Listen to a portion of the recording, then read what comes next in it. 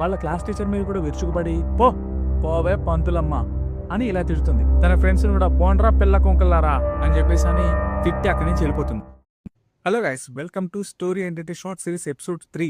వంటగదిలో బల్లును చూసి భయపడుతూ వస్తున్న వీణాని చూసి శివ ఏమైంది అక్క అని అడుగుతాడు. దాంతో ఏం లేదురా నువ్వు పడుకో అని చెప్పేసి అని ప్రతాప్ వాళ్ళిద్దరిని పడుకోబెట్టి తను కూడా పడుకుంటాడు.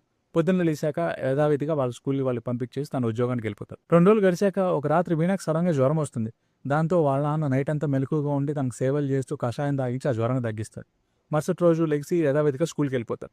కానీ ఆ రోజు స్కూల్లో మాత్రం చాలా వింతగా ప్రవర్తిస్తూ స్పృహ తప్పి పడిపోయి పక్కనే ఫ్రెండ్స్ ఏమైందని అడిగినా సరే వాళ్ళని పట్టించుకోకుండా గట్టిగా వాళ్ళ మీద అరుస్తూ చిరాకు పడుతూ వాళ్ళని పోవు అని చెప్పేసి గట్టిగా అరుస్తుంది. దాంతో వాళ్ళ క్లాస్ టీచర్ కూడా వచ్చి వీణాకి ఏమైందో తెలుసుకోవడం ప్రయత్నిస్తే వాళ్ళ క్లాస్ టీచర్ మీద కూడా విరుచుకుపడి పోవే పంతులమ్మ అని ఇలా తిడుతుంది. తన ఫ్రెండ్స్ కూడా పోండ్రా పిల్ల కుంకలారా అని చెప్పేసి అని తిట్టి అక్కడి నుంచి వెళ్ళిపోతుంది. దాంతో టీచర్కి భయం వేసి వాళ్ళ తమ్ముడిని పిలిపించి ఏమైంది అసలు ఎందుకులా ప్రవర్తిస్తుంది అని అడుగుతాడు.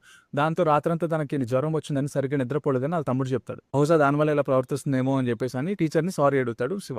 దాంతో టీచర్ వీణాని ఇంటికి తీసుకెళ్ళి రెస్ట్ తీసుకోమని నువ్వు దగ్గర ఉండి చూసుకో శివ అని చెప్పేసి అని హాఫ్ డే నుంచి వాళ్ళిద్దరిని ఇంటికి పంపించేస్తుంది. అలా వీణా అండ్ శివ ఇంటికి బయలుదేరుతారు. నాన్నకి ఇవేం చెప్పొద్దు అని చెప్పేసి వీణా శివతో దారిలో చెప్తుంది. ఇలా ఒక 6 రోజులు గడిచిన తర్వాత వీణా క్లాస్ టీచర్ ప్రతాప్ ఇంటికి వచ్చి వీణా సరిగ్గా స్కూల్కి రావడం లేదని, ఒకవేళ వచ్చినా సరే బ్యాగ్ స్కూల్లో పడేసి ఎక్కడికి వెళ్తుందో తెలియదు, పొద్దున్న సాయంత్రం వరకు తన స్కూల్లో కనిపించడం లేదు అని చెప్తుంది.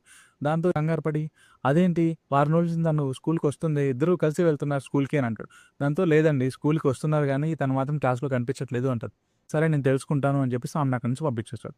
వెళ్లే ముందు ఒక నిమిషం ఆగండి మేడం అని చెప్పేసి అని పిలిచి ఎప్పటి నుంచి ఇలా రావట్లేదు అంటే తనకి జ్వరం వచ్చిందని చెప్పేసి స్కూల్లో చాలా వింతగా ప్రవర్తించింది, అప్పటి నుంచి ఇలా రావట్లేదు అంటే సరే నేను తెలుసుకుని పంపిస్తాను అని చెప్పేసి ప్రతాప్ అక్కడి నుంచి టీచర్ని పంపించేస్తాడు. తర్వాత వెంటనే శివాని పిలిచి ఏమైందిరా అని చెప్పి అడిగిన తర్వాత 6 రోజుల నుంచి అక్క చాలా వింతగా ప్రవర్తిస్తుంది, ఎదురుగా స్కూల్కి వెళ్తున్నా సరే తన క్లాస్లో ఉండట్లేదని, స్కూల్ నుంచి తను ఇంటికి వచ్చేసరికి అక్క ఇంట్లో ఉంటుందని చెప్పేసి శివ ప్రతాప్తో చెప్తాడు.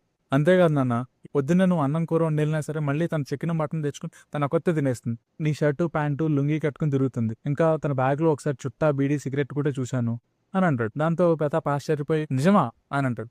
అవును నాన్న కావాలంటే బ్యాగ్లో చూడు అని చెప్పేసి అని ఈయన బ్యాగ్ ఓపెన్ చేసి చూపిస్తాడు. అందులో నిజంగానే చుట్టా బీడీ సిగరెట్ ఉంటాయి. అవన్నీ చూసి ప్రతాప్ షాక్ అవుతాడు.